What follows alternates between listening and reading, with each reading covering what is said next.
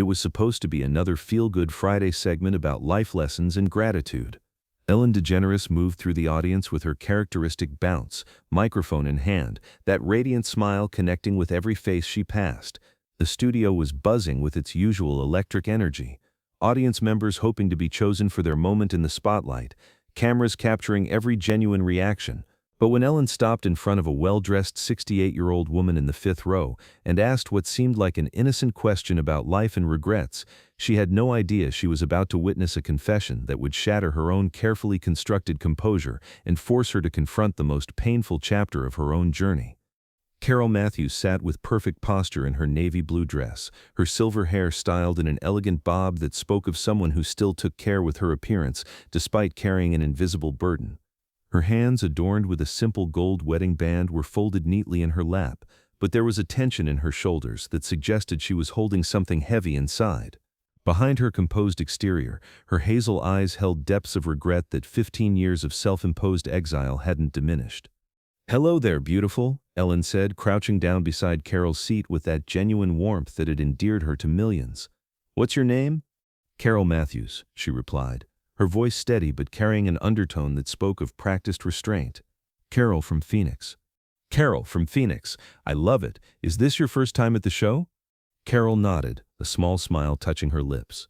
"Yes, it's my first time in Los Angeles in many years. This is quite an adventure for me." Something in the way she said many years made Ellen pause slightly. There was weight behind those words, a story that went deeper than simple travel logistics. "Well, we're so honored to have you here with us today, Carol. You know, I love talking to people who've lived a lot of life. There's so much wisdom to share.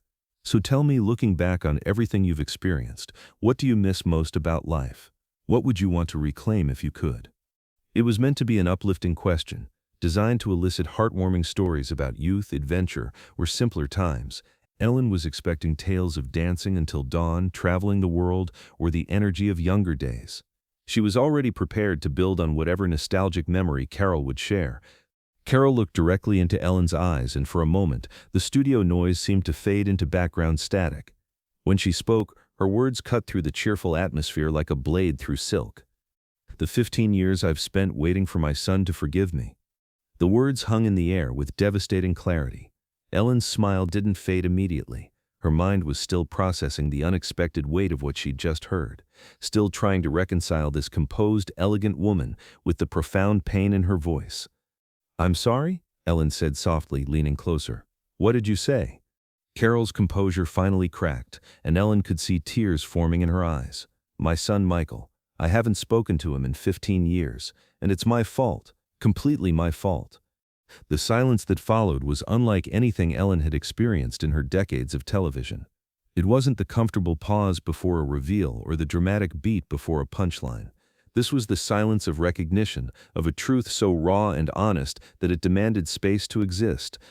Ellen felt her chest tighten. Something about Carol's confession was hitting her on a deeply personal level, awakening memories of her own coming out, her own family struggles, her own understanding of what it meant to be rejected by the people who were supposed to love you unconditionally. "Carol," Ellen whispered, her professional demeanor already beginning to slip. "What happened with your son?" Carol wiped her eyes with a tissue she pulled from her purse, her hands trembling slightly. 15 years ago, Michael came home for Christmas dinner. He was 28, successful, living in San Francisco. He brought someone with him, his partner David. They'd been together for 3 years. Ellen's heart began to race. She could already sense where this story was heading, and it was triggering every emotion she'd felt during her own difficult journey to authenticity. "He sat us down after dinner, his father and me, and he told us he was gay. He was so nervous, so scared, but also so hopeful. He said he wanted us to meet David properly, wanted to share his life with us, wanted us to be happy for him." The cameras captured Ellen's face as understanding dawned. The audience around them was beginning to quiet, sensing that something profound was unfolding. "And what did you do?" Ellen asked, though she was afraid she already knew the answer. "I said the most horrible things." Carol's voice broke completely. "I told him he was disgusting. I told him he was choosing to be perverted. I said if he wanted to live that lifestyle, he couldn't do it in my house or my family. I told him to choose his family or his sin." Ellen felt like she'd been punched in the stomach.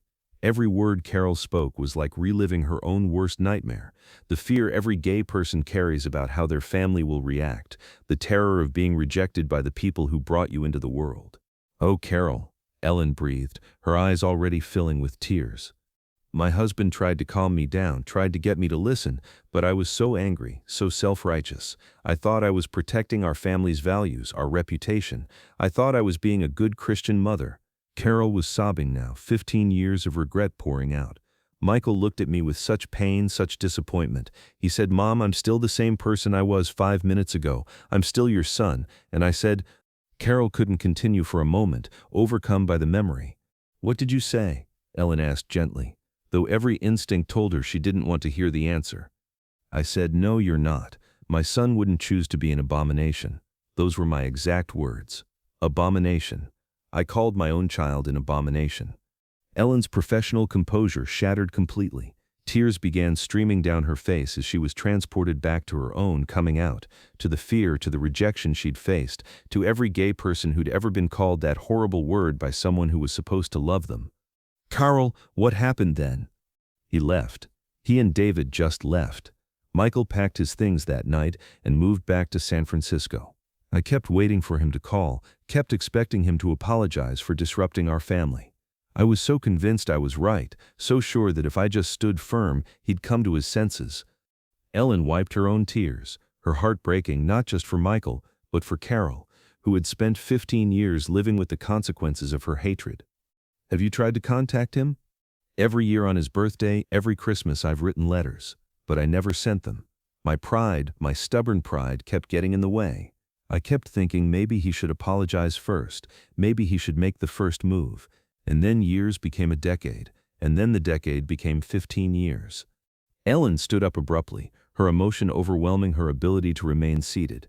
The entire studio was watching as she paced a small circle, processing not just Carol's story, but her own memories, her own pain, her own understanding of both sides of this devastating equation. "Carol," Ellen said, turning back to face her with an intensity that surprised everyone in the studio. "Do you know what you've done? Do you understand what you've taken from both of you?" Carol nodded miserably. I know I destroyed everything. I chose my prejudice over my child." Ellen walked back to Carol and, to everyone's amazement, knelt down right there on the studio floor, taking Carol's hands in hers. "Carol, I need to tell you something. I need you to understand why your story is breaking my heart right now." Ellen's voice carried across the studio with a vulnerability that transcended entertainment. "I'm gay, Carol, and when I came out publicly, I lost everything. My career, my show, my sense of safety. But you know what scared me more than anything? It was the thought that my family might look at me the way you looked at Michael. It was the terror that someone I loved might call me the word you called him." The studio was completely silent. Ellen's raw honesty was creating a sacred space where pretense couldn't survive. "I was one of the lucky ones, Carol.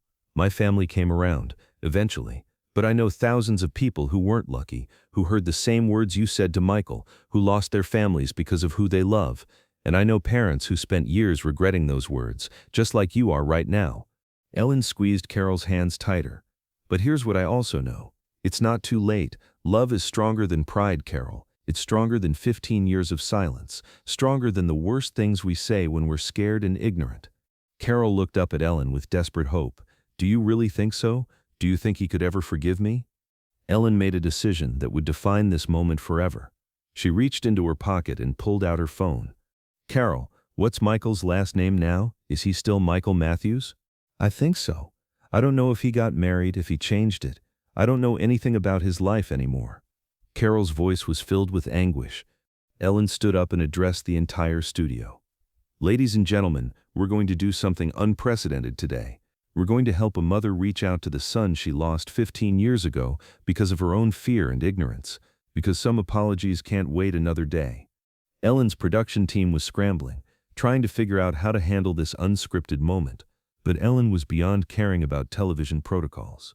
This was about healing, about second chances, about the power of love to overcome even the most devastating mistakes. "Carol, do you know what city Michael lives in?" "San Francisco, as far as I know. He was a graphic designer, worked for an advertising agency. Ellen was already working with her team through subtle hand signals, mobilizing resources that the show had never used for anything like this. Within minutes, her researchers had located several Michael Matthews in San Francisco, including one who matched the age and profession Carol had described.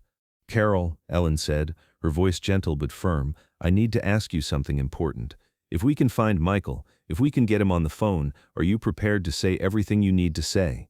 Are you ready to apologize without conditions, without expecting anything in return?" Carol nodded through her tears. "I've been practicing for 15 years. I know exactly what I need to say." Ellen looked directly into the camera. "Michael Matthews, if you're watching this, your mother is here, and she has something she's been trying to tell you for 15 years. She's not the same person who said those terrible things. She's a mother who loves her son and has spent 15 years learning what that love really means." Behind the scenes, Ellen's team had managed to locate a phone number for Michael Matthews, age 43, graphic designer in San Francisco. Ellen made a decision that defied every television convention she'd ever known. "Carol, we found him. Michael Matthews, 43, works at a design firm in San Francisco. The number matches the age and profession you described. Are you ready?" Carol's face went white, then flushed with emotion. Oh my God, is this really happening?" Ellen knelt beside Carol again and held the phone where both of them could see it. The studio audio system was patched through so everyone could hear the call. "Carol, remember what you just told me. You've been practicing for 15 years. Trust your heart." Ellen dialed the number. The phone rang once, twice, 3 times. Then, "Hello?" The voice was mature, professional, cautious. Carol's face crumpled as she heard her son's voice for the first time in 15 years. "Michael?" Carol whispered. There was a long pause. "Who is this?" "Michael, it's Mom." The silence that followed was deafening. In that pause, 15 years of pain, anger, and loss hung suspended between a mother and son who had both suffered from one terrible night. "Mom?" Michael's voice was barely audible. "Why are you—" "Michael, I'm calling because I owe you the biggest apology of my life. I'm calling because I've spent 15 years being wrong, and I can't spend one more day without telling you how sorry I am." Ellen was crying openly now, and so was everyone in the studio. They were witnessing something sacred, a family breaking open and potentially healing in real time.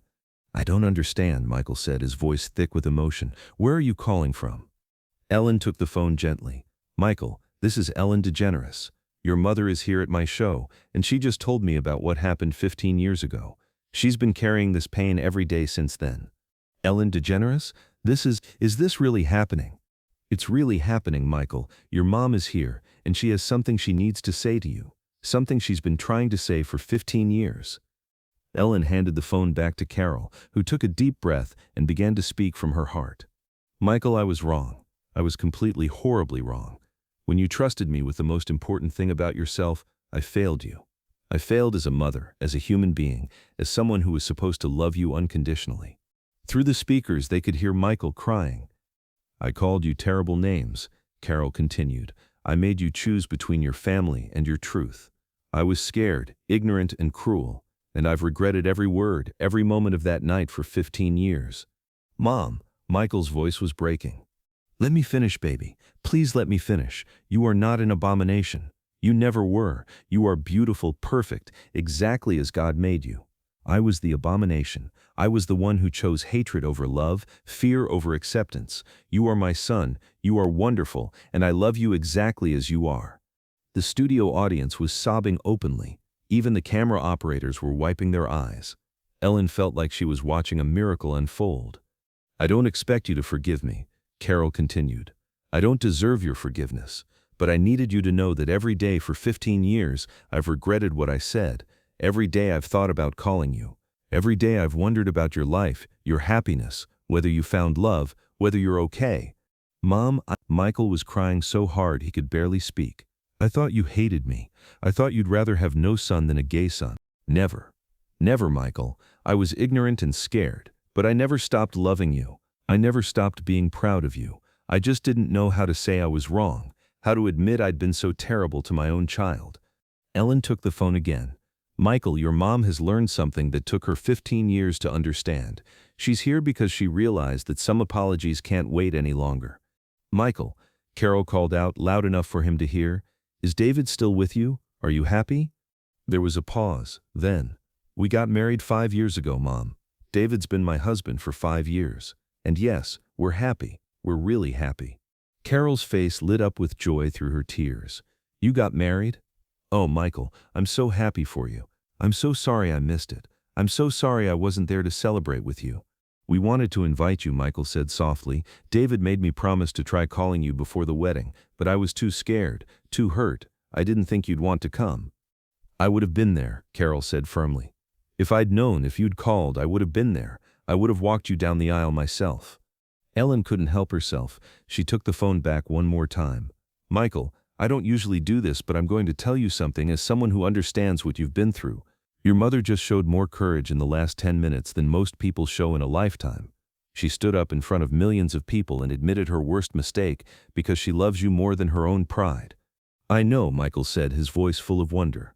I can't believe this is happening. I can't believe she called. Ellen looked at Carol. Michael, your mom has something else she wants to ask you. Carol took the phone back, her hands shaking. Michael, would you and David consider letting me back into your life? I know I don't deserve it, but I'd like to try to be the mother I should have been 15 years ago. Mom, Michael said, and Ellen could hear the smile in his voice through the tears. David and I are flying to Phoenix next weekend. We were going to drive by the house just to see it, but we were too scared to knock on the door. Maybe we could have dinner instead. Carol let out a sound that was half sob, half laugh. Yes, please, I'll cook your favorite meal. Do you still like my pot roast? I've been dreaming about your pot roast for 15 years.